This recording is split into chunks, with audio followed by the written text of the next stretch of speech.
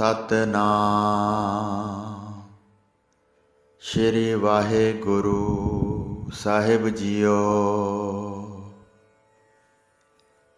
परम सन्मानियो गुरु रूप गुरु खालसा साध संगत जी, वाहिगुरु जी का खालसा वाहिगुरु जी की फतेह।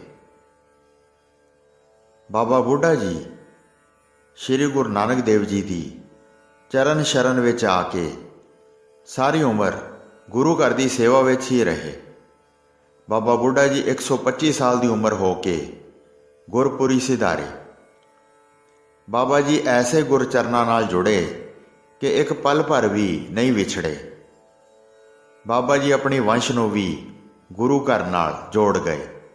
अंत समय श्री गुरु हरगोबिंद जी बाबा जी दे कोल पहुँच गए सन। बाबा बुढ़ा जी ने अपने सपुत्र भाई भाना जी की बांह सतगुरां दे हथ फड़ाई ते उसनूं सदा गुरु घर विच रहण दी आग्या कीती। बाबा बुढ़ा जी दे 4 सपुत्र सन, भाई सुधारी, भाई भिखारी, भाई महनू ते भाई भाना। बाबा जी ने सब सपुत्रां दीयां शादियां अपने हथी कीतियां। बाबा जी दे 3 सपुत्र तां आपो अपने कम्मां धंदियां विच लगे रहे। सब तो छोटे सपुत्र भाई भाना जी सारी उम्र गुरु घर की सेवा करते रहे। भाई भाना जी अपने पिता जी वांग ही ब्रह्म ज्ञान विच पूर्ण सन। भाई भाना जी श्री हरगोबिंद जी दे नाल जंगां युद्धां विच शामिल हो के अपनी बहादरी दे करतब दिखाउंदे रहे। भाई भाना जी ने 7वीं पातशाही श्री गुरु हरराय जी नूं गुरियाई दा तिलक लगाया।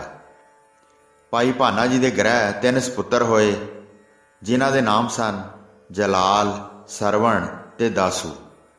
इन्हां तिन्हां पोतरियां दीयां शादियां भी बाबा जी ने आप ही कीतियां सन। भाई भाना जी ने अपने छोटे सपुत्र भाई सरवण जी नूं गुरु घर की सेवा विच लाया। भाई सरवण जी 7-8 साल श्री गुरु हरराय साहिब जी की सेवा विच रहे ते अपने पिता जी वांग तन मन ते धन नाल गुरु घर की सेवा करते रहे। ये सरवण कुमार वांगू ही आग्याकार ते श्रेष्ठ गुणा दे पुंज सन। भाई सरवण जी बड़े करनी वाले महापुरुष सन। इन्हां दे घर भाई झंडा जी का जन्म होया। भाई सरवण जी दे चलाणा कर जाण तो बाद भाई झंडा जी गुरु घर की सेवा विच आए। इन्हां दे नाम ते ही झंडा रामदास नगर वसिया सी। भाई झंडा जी मस्त सुभाअ दे दरवेश सन ते बड़े मिठे बोलड़े हन। गुरु घर की मर्यादा अनुसार संमत 1718 बिक्रमी नूं श्री गुरु हरकृष्ण जी नूं गुरियाई का तिलक भाई झंडा जी ने लाया। दिल्ली के बादशाह ने लाहौर के सूबे राही आप नूं मुल्क का खिताब दे के कुछ पिंड जगीर वजों दिते सन। भाई साहब जी बड़े प्रतापी ते करनी वाले गुरसिख सन। आपने अपनी जगह गुरु घर की सेवा अपने सपुत्र भाई गुरदिता जी नूं सौंपी। भाई गुरदिता जी गुरियाई विच पूर्ण सन अते अंत नूं परम पद नूं प्राप्त होए। श्री गुरु हरकृष्ण जी ज्योति जोत समाउण समय ये वाक कर गए सन कि बाबा बकाले भाव साडी जगह गुरियाई दे वारस बकाले पिंड विच हन।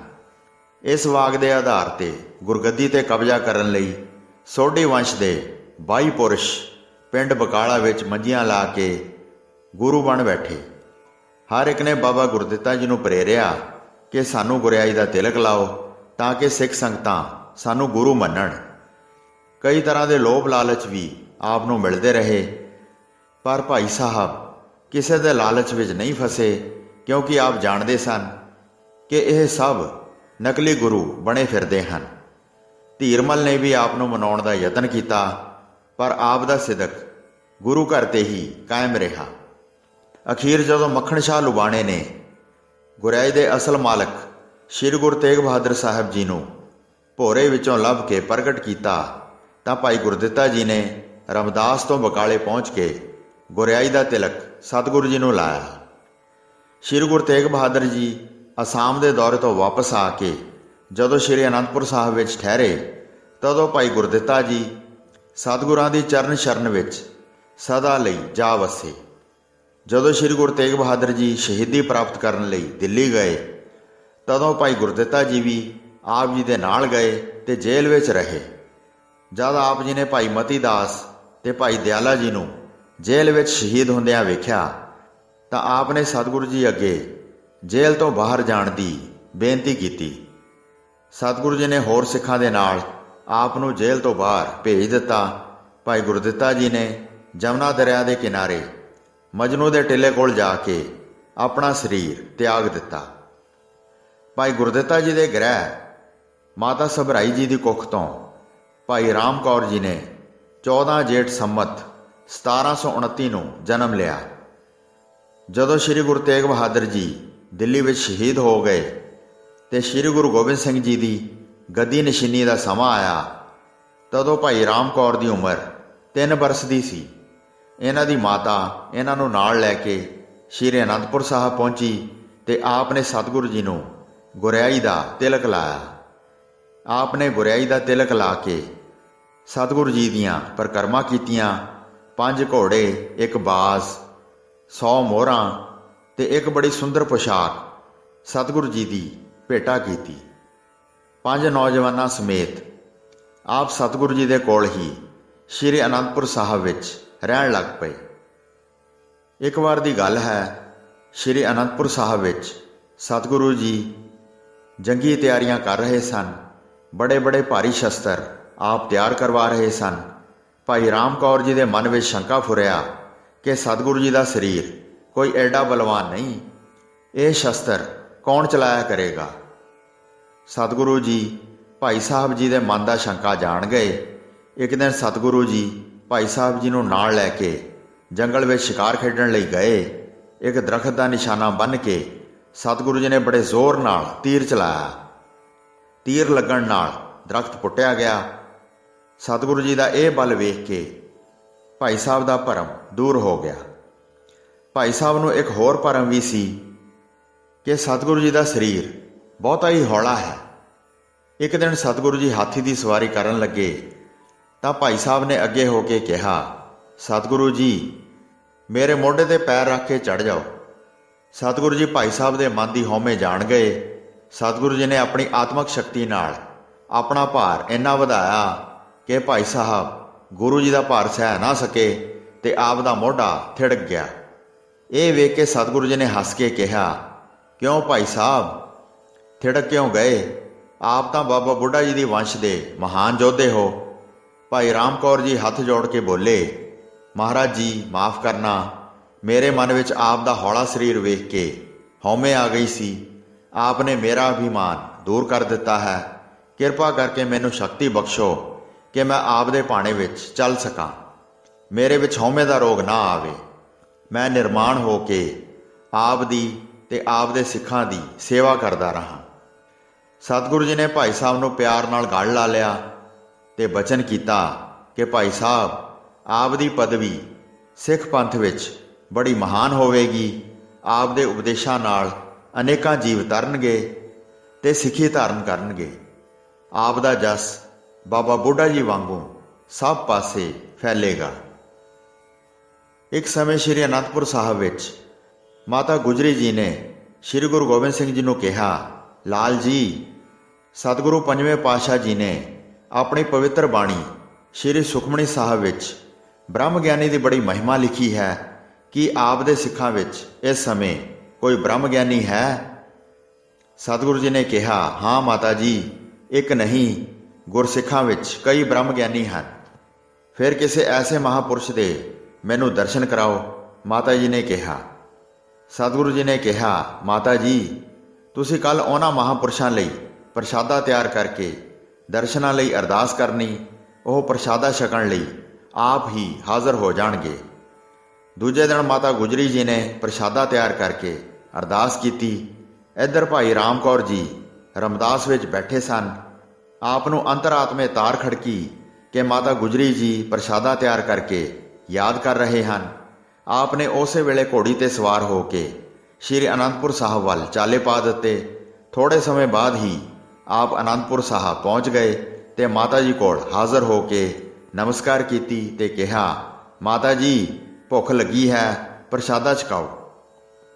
ਮਾਤਾ ਜੀ ਨੇ ਜਾਣ ਲਿਆ ਕਿ ਜਿਨ੍ਹਾਂ ਮਹਾਂਪੁਰਸ਼ਾਂ ਲਈ ਮੈਂ ਪ੍ਰਸ਼ਾਦਾ ਤਿਆਰ ਕੀਤਾ ਹੈ ਉਹ ਆ ਪਹੁੰਚੇ ਹਨ। ਮਾਤਾ ਜੀ ਨੇ ਕਿਹਾ ਕਿ ਭਾਈ ਸਾਹਿਬ ਜੀ, ਆਪ ਇਸ ਸਮੇਂ ਕਿੱਥੋਂ ਆ ਰਹੇ ਹੋ? ਭਾਈ ਸਾਹਿਬ ਜੀ ਨੇ ਕਿਹਾ ਕਿ ਮਾਤਾ ਜੀ, ਮੈਂ ਆਪ ਦਾ ਸੇਵਕ ਇਸ ਸਮੇਂ ਆਪਣੇ ਨਗਰ ਰਮਦਾਸ ਵਿੱਚ ਸਾਂ। ਆਪ ਨੇ ਯਾਦ ਕੀਤਾ, ਦਾਸ ਹਾਜ਼ਰ ਹੋ ਗਿਆ ਹੈ। ਮਾਤਾ ਜੀ ਨੇ ਬੜੇ ਅਚੰਭਿਤ ਹੋ ਕੇ ਭਾਈ ਸਾਹਿਬ ਜੀ ਨੂੰ ਪ੍ਰਸ਼ਾਦਾ ਛਕਾਇਆ ਤੇ ਭਾਈ ਸਾਹਿਬ ਜੀ ਦੇ ਦਰਸ਼ਨ ਕਰਕੇ ਆਪ ਨੂੰ ਧੰਨ ਧੰਨ ਕਿਹਾ। ਸਤਿਗੁਰੂ ਜੀ ਤੋਂ ਨਾਮ ਦੀ ਦਾਤ ਲੈ ਕੇ ਭਾਈ ਸਾਹਿਬ ਜੀ ਨੇ ਬੜੀ ਉੱਚੀ ਪਦਵੀ ਪ੍ਰਾਪਤ ਕਰ ਲਈ ਸੀ। ਆਪ ਦਾ ਮਨ ਸਦਾ ਹੀ ਚੌਥੀ ਭੂਮਿਕਾ ਵਿੱਚ ਰਹਿੰਦਾ ਸੀ।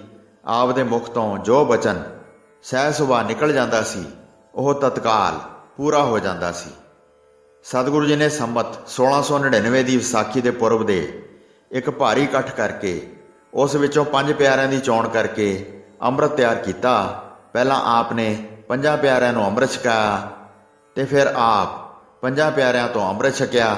ਭਾਈ ਰਾਮ ਕੌਰ ਜੀ ਨੇ ਵੀ ਸਤਿਗੁਰੂ ਜੀ ਦੇ ਪਵਿੱਤਰ ਹੱਥਾਂ ਤੋਂ ਅੰਮ੍ਰਿਤ ਛਕਿਆ ਤੇ ਆਪ ਦਾ ਨਾਮ ਗੁਰਬਖਸ਼ ਸਿੰਘ ਰੱਖਿਆ ਗਿਆ। ਇਤਿਹਾਸ ਵਿੱਚ ਆਪ ਨੂੰ ਦੋਹਾਂ ਨਾਵਾਂ ਨਾਲ ਵਰਣਨ ਕੀਤਾ ਜਾਂਦਾ ਹੈ। ਆਪ ਨੇ ਅੰਮ੍ਰਿਤ ਛਕ ਕੇ ਫਿਰ ਹੋਰ ਅਨੇਕਾਂ ਸਿੱਖਾਂ ਨੂੰ ਅੰਮ੍ਰਿਤ ਦੀ ਦਾਤ ਬਖਸ਼ੀ। ਆਪ ਨੇ ਸਤਿਗੁਰੂ ਜੀ ਦੇ ਧਰਮ ਯੁੱਧਾਂ ਵਿੱਚ ਵੀ ਵੱਧ ਚੜ੍ਹ ਕੇ ਹਿੱਸਾ ਲਿਆ। ਜਦੋਂ ਸ੍ਰੀ ਗੁਰੂ ਗੋਬਿੰਦ ਸਿੰਘ ਜੀ ਦਮਦਮਾ ਸਾਹਿਬ ਗੁਰੂ ਕੀ ਕਾਸ਼ੀ ਤੋਂ ਦੱਖਣ ਦਿਸ਼ਾ ਵੱਲ ਜਾਣ ਲੱਗੇ ਤਦ ਗੁਰੂ ਜੀ ਨੇ ਭਾਈ ਸਾਹਿਬ ਜੀ ਨੂੰ ਰਮਦਾਸ ਜਾ ਕੇ ਟਿਕਣ ਦਾ ਹੁਕਮ ਦਿੱਤਾ। ਆਪ ਸਤਿਗੁਰੂ ਜੀ ਤੋਂ ਵਿਛੜਨਾ ਨਹੀਂ ਸਨ ਚਾਹੁੰਦੇ। ਭਾਈ ਸਾਹਿਬ ਨੇ ਸਤਿਗੁਰਾਂ ਅੱਗੇ ਬੇਨਤੀ ਕੀਤੀ ਕਿ ਮੈਂ ਆਪ ਦੇ ਦਰਸ਼ਨ ਕਿਸ ਤਰ੍ਹਾਂ ਕਰਿਆ ਕਰਾਂਗਾ। ਸਤਿਗੁਰੂ ਜੀ ਨੇ ਆਪ ਦਾ ਪ੍ਰੇਮ ਵੇਖ ਕੇ ਬਚਨ ਕੀਤਾ ਕਿ ਭਾਈ ਸਾਹਿਬ, ਤੁਸੀਂ ਜਦੋਂ ਸ਼ਿਕਾਰ ਚੜ੍ਹਿਆ ਕਰੋਗੇ ਉਸ ਸਮੇਂ ਸਾਡੇ ਦਰਸ਼ਨ ਆਪ ਨੂੰ ਹੋਇਆ ਕਰਨਗੇ। ਤੁਸੀਂ ਪੰਥ ਵਿੱਚ ਰਹਿੰਦਿਆਂ ਇੱਕ ਸੇਵਾ ਇਹ ਵੀ ਕਰਿਆ ਕਰਨੀ ਕਿ ਹਰ ਰੋਜ਼ ਗੁਰਸਿੱਖਾਂ ਨੂੰ ਸਤਿਗੁਰੂਆਂ ਦੇ ਜੀਵਨ ਬਿਰਤਾਂਤ ਸੁਣਾਇਆ ਕਰਨੇ ਤੇ ਗੁਰਮਤਿ ਦਾ ਉਪਦੇਸ਼ ਦਿਆ ਕਰਨਾ। ਸਤਿਗੁਰੂ ਜੀ ਦੀ ਆਗਿਆ ਦਾ ਪਾਲਣ ਕਰਦੇ ਹੋਏ ਆਪ ਆਪਣੇ ਨਗਰ ਰਮਦਾਸ ਆ ਗਏ ਤੇ ਇੱਥੇ ਰਹਿ ਕੇ ਅੰਤ ਸਮੇਂ ਤੱਕ ਗੁਰਸਿੱਖੀ ਦੇ ਪ੍ਰਚਾਰ ਦੀ ਸੇਵਾ ਕਰਦੇ ਰਹੇ। ਭਾਈ ਸਾਹਿਬ ਜੀ ਨੇ ਸ਼ਿਕਾਰ ਖੇਡਣ ਵਾਸਤੇ ਬਾਜ਼ ਤੇ ਹੋਰ ਸ਼ਿਕਾਰੀ ਜਾਨਵਰ ਰੱਖ ਲਏ। ਜਦੋਂ ਤੱਕ ਆਪ ਦਾ ਸਰੀਰ ਚੱਲਦਾ ਰਿਹਾ ਆਪ ਸਤਿਗੁਰੂ ਜੀ ਦੇ ਦਰਸ਼ਨ ਕਰਨ ਵਾਸਤੇ ਹਰ ਰੋਜ਼ ਹੀ ਜੰਗਲ ਵਿੱਚ ਸ਼ਿਕਾਰ ਖੇਡਣ ਚਲੇ ਜਾਂਦੇ ਤੇ ਗੁਰੂ ਮਹਾਰਾਜ ਦੇ ਦਰਸ਼ਨ ਕਰਕੇ ਡੇਰੇ ਆ ਜਾਂਦੇ। ਹੋਈਆਂ ਭੁੱਲਾਂ ਚੁੱਕਾਂ ਦੀ ਖਿਮਾ ਬਖਸ਼ਣੀ ਜੀ। ਦਾਸ ਨੂੰ ਆਗਿਆ ਦਿਓ। ਵਾਹਿਗੁਰੂ ਜੀ ਕਾ ਖਾਲਸਾ, ਵਾਹਿਗੁਰੂ ਜੀ ਕੀ ਫਤਿਹ।